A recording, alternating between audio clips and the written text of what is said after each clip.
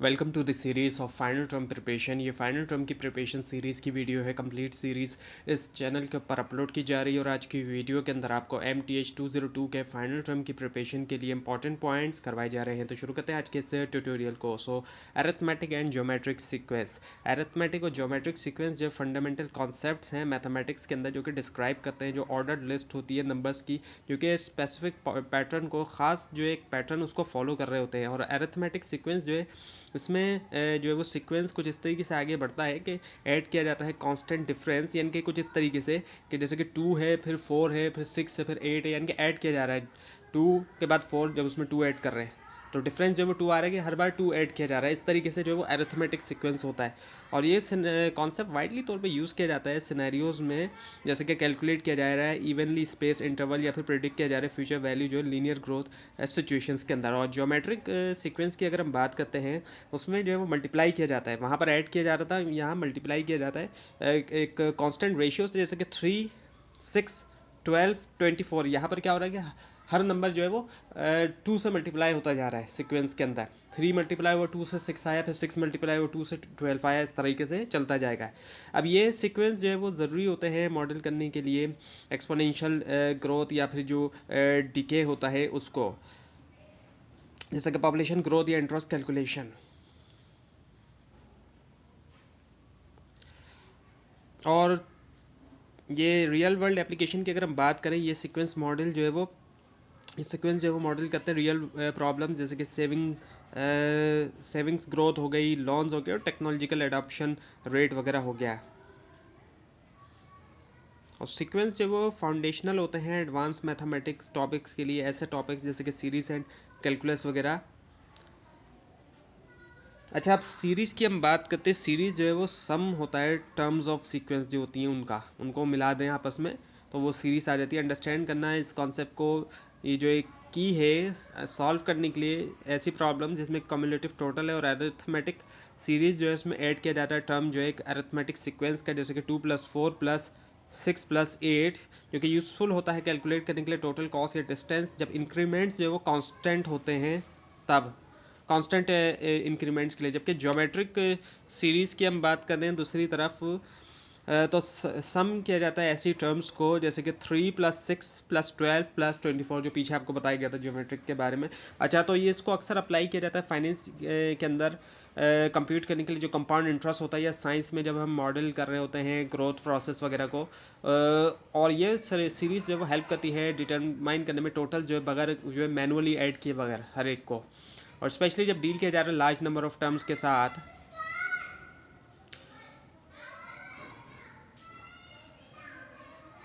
अब रिकर्जन की हम बात करते हैं, एक पावरफुल कॉन्सेप्ट होता है जहाँ पर फंक्शन या सीक्वेंस जो है उसको डिफाइन किया जाता है in terms of it self, और इसी से एलिगेंट सोल्यूशन होता है कॉम्प्लेक्स प्रॉब्लम्स के लिए। और रिकर्सिवली डिफाइन सीक्वेंस स्पेसिफाई करता है हर टर्म को, जो कि बेस करती है प्रीवियस टर्म के ऊपर। और जैसे कि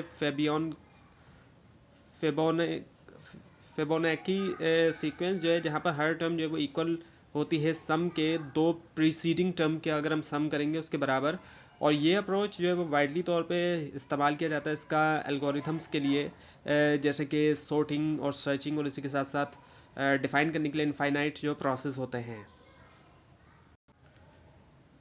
अब जो फैक्टोरियल की कंपटीशन होती है कैलकुलेट किया जाता है, वहाँ पे यूज़ किया जाता है रिकर्जन को डिफाइन करते हुए एन फैक्टोरियल को इस तरीके से कि n×n−1 फैक्टोरियल। और रिकर्जन जो है वो सिंप्लीफाई करता है प्रॉब्लम्स को ब्रेक डाउन करते हुए उनको स्मॉलर मैनेजेबल पार्ट्स में, जो कि बनाता है आइडियल जो है टास्क, ऐसे टास्क के लिए जैसे ट्रेवर्सिंग डेटा स्ट्रक्चर या जनरेटिंग करना फ्रैक्टल्स।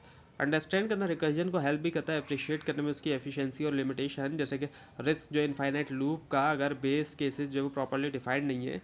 और रियल वर्ल्ड एप्लीकेशन की हम बात करें तो उसमें कंप्यूटिंग करना कंपाउंड इंटरेस्ट की रिकर्सिवली, या मॉडल करना पॉपुलेशन ग्रोथ, जहाँ पे हर जनरेशन जो है डिपेंड करती है प्रीवियस वन के ऊपर। Now the recursive definitions.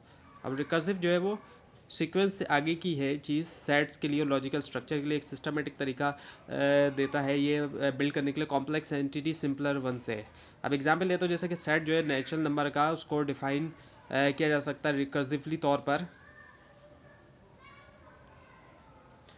और ये प्रिंसिपल अंडरलाई करता है बहुत से मैथमेटिकल कंस्ट्रक्ट और प्रोग्रामिंग पैराडाइम्स, और इसी तरह से बुलियन एक्सप्रेशन को डिफाइन किया जा सकता है रिकर्सिवली, जहाँ पे कॉम्प्लेक्स एक्सप्रेशन को बनाया जाता है कंबाइन करते हुए सिंपलर को, और यूज़ किया जाता है लॉजिकल ऑपरेटर्स जैसे कि एंड और not. The introduction to mathematical induction. अब मैथमेटिकल इंडक्शन एक फंडामेंटल प्रूफ टेक्निक है जिसके ज़रिए इस्टेब्लिश किया जाता है ट्रथ्स ऑफ स्टेटमेंट्स तमाम नेचुरल नंबर के लिए। उसमें दो जो है स्टेप्स जो है वो शामिल होते हैं, एक तो प्रूफ करना बेस केस, और फिर शो करना कि क्या स्टेटमेंट जो है वो अगर होल्ड करता है एक आर्बिट्री केस एन के लिए, और तो ये जो है होल्ड भी करता है n+1 के लिए। और ये मेथड पार्टिकुलरली तौर पे यूज़फुल होता है प्रूव करने के लिए जो प्रॉपर्टीज़ होती हैं सीक्वेंस की, सम्स और जो इनइक्वालिटीज़ हैं।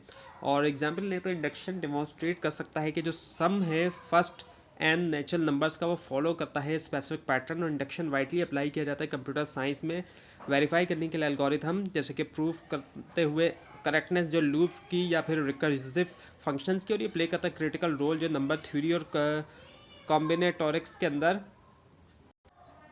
जहाँ पैटर्न्स जो है अक्सर एक्सटेंड होते हैं इनफाइनाइटली तौर पे। अंडरस्टैंड करना इंडक्शन को हेल्प करता है स्टूडेंट्स को कि वो डेवलप करें लॉजिकल रीजनिंग और प्रॉब्लम सॉल्विंग स्किल, और ये रिक्वायर करता है कंस्ट्रक्ट करना एक चेंज इम्प्लीकेशन की जो कि गारंटी करता है universal validity. Now the direct and indirect proof methods. अब जो प्रूफ टेक्निक्स होती हैं ये ज़रूरी होती है वैलिडेट करने के लिए मैथमेटिकल स्टेटमेंट और इंश्योर करने के लिए लॉजिकल कंसिस्टेंसी। और जो डायरेक्ट प्रूफ होता है उसमें स्टार्ट किया जाता है नॉन फैक्ट्स है, जो जाने हुए फैक्ट्स हैं, अप्लाई किया जाता है लॉजिकल स्टेप ताकि पहुंचा जाए डिजायर्ड कंक्लूजन तक। और जैसे कि प्रूफ करना है कि सम जो है दो इवन नंबर का वो इवन ही है। और इनडायरेक्ट जो प्रूफ मेथड है उसमें होता है प्रूफ किया जाता है कॉन्ट्रडिक्शन से, जहाँ पे आप अज्यूम करते हैं अपोजिट जिसको आप चाहते हैं प्रूफ करना, और शो करते हैं जिससे इनकन्सिस्टेंसी होती है, और प्रूफ किया जाता है बाय कॉन्ट्रापोजिशन, और जो कि प्रूफ करता है एक इम्प्लीकेशन डेमोन्स्ट्रेट करते हुए कि उसका कॉन्ट्रा पॉजिटिव जो है वो ट्रू है। और ये मेथड वाइडली तौर पे इस्तेमाल होता है मैथमेटिक्स में, कंप्यूटर साइंस में वेरीफाइंग प्रॉपर्टीज़ के लिए, डिज़ाइन करने के लिए एल्गोरिथम, और इंश्योर करने के लिए सिस्टम रिलायबिलिटी। और फॉर एग्जांपल के कॉन्ट्रडिक्शन जो है वो अक्सर एम्प्लॉय की जाती है प्रूफ करने के लिए रैशनैलिटी जो है वो रूट्स की, जबकि कॉन्ट्रापोजिशन यूज़फुल होती है लॉजिक और प्रोग्रामिंग में वैलिडेट करने के लिए कंडीशनल स्टेटमेंट्स।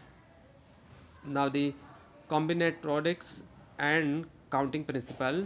कॉम्बिनेटोरिक्स जो है क्या है, स्टडी करना काउंटिंग और अरेंजिंग ऑब्जेक्ट्स जो होते हैं जो कि फंडामेंटल होते हैं एनालाइज करने के लिए पॉसिबिलिटी बहुत से सिनेरियोज में। और इसमें कॉन्सेप्ट आ जाते हैं जैसे कि परम्यूटेशन का कॉन्सेप्ट आ जाता है जहाँ पर ऑर्डर मैटर करता है, और कॉम्बिनेशन जिसमें ऑर्डर मैटर नहीं करता। तो परम्यूटेशन में ऑर्डर मैटर कर रहा है जबकि कॉम्बिनेशन में ऑर्डर मैटर नहीं करता। तो एग्जांपल ले तो जैसे कि ये डिटरमाइन किया जा रहा है कि कितने तरीक़ों से अरेंज किया जा सकता है बुक्स को शेल्फ़ के ऊपर, उसमें परम्यूटेशन शामिल होता है। जबकि सेलेक्ट कर रहे एक कम्युनिटी अगर ग्रुप से, उसमें कॉम्बिनेशन होता है। सो कॉम्बिनेटोरिक्स जो है वो वाइडली अप्लाई किया जाता है प्रोबेबिलिटी के अंदर, कंप्यूटर में भी, और रिसर्च ऑपरेशंस में टास्क के लिए जैसे कि स्केजुलिंग, रिसोर्स एलोकेशन और क्रिप्टोग्राफी वगैरह। और इन प्रिंसिपल को अंडरस्टैंड करने से हेल्प मिलती है प्रॉब्लम सॉल्विंग में एफिशिएंसी के साथ बगैर किसी एग्जॉस्टिव एन्यूमरेशन के। और रियल वर्ल्ड एग्जांपल अगर हम लें तो उसमें ये कि कैलकुलेट करना लॉटरी ऑड्स डिज़ाइन करते हुए सीटिंग अरेंजमेंट, या फिर ऑप्टिमाइज़ करते हुए नेटवर्क कन्फिग्रेशंस।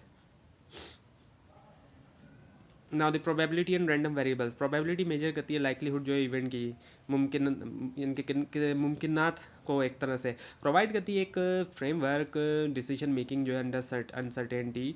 और इसमें कॉन्सेप्ट होते हैं इंडिपेंडेंट इवेंट, कंडीशनल प्रोबेबिलिटी और लॉ, जैसे कि एडिशन और मल्टीप्लिकेशन।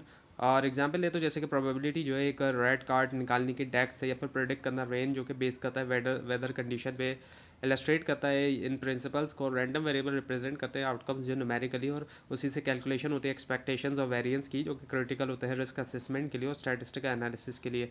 प्रोबेबिलिटी अप्लाई की जाती है बहुत सी फील्ड में, जैसे कि फाइनेंस या मॉडलिंग करना, मार्केट बिहेवियर, हेल्थ केयर जो है प्रेडिक्ट करने के लिए, डिजीज स्प्रेड। इसके अलावा जो है वो टेक्नोलॉजी जो है डिज़ाइन करने के लिए रिलायबल जो सिस्टम्स होते हैं अंडरस्टैंड करना इसको हेल्प करता है इंटरप्रेट करने में डेटा जो कि बनाता है इन्फॉर्म चॉइसेस, और डेवलप करने के लिए प्रोडक्टिव मॉडल।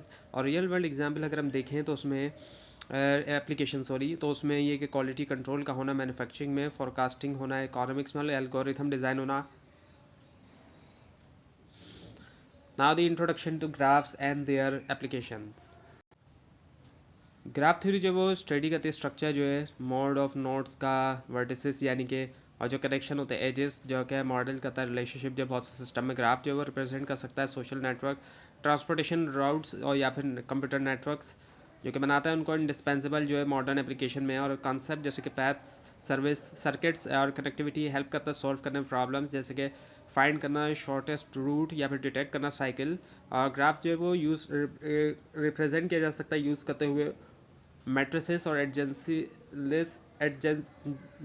लिस्ट, और उसी से एफिशिएंट कंप्यूटेशन होती है। एडवांस टॉपिक जैसे कि आइसोमॉर्फिज्म जो कि आइडेंटिफाई करते हैं स्ट्रक्चरली आइडेंटिकल ग्राफ्स, और प्लानर ग्राफ जो कि जिनको ड्रॉ किया जा सकता है एज क्रॉसिंग के बगैर। और ग्राफ कलरिंग जो है वो असाइन किया जाता है, उसमें कलर्स जो है वर्टिसेस को कॉन्स्टेंट्स के अंदर यूज़फुल होती है स्केजुलिंग और रिसोर्स एलोकेशन में।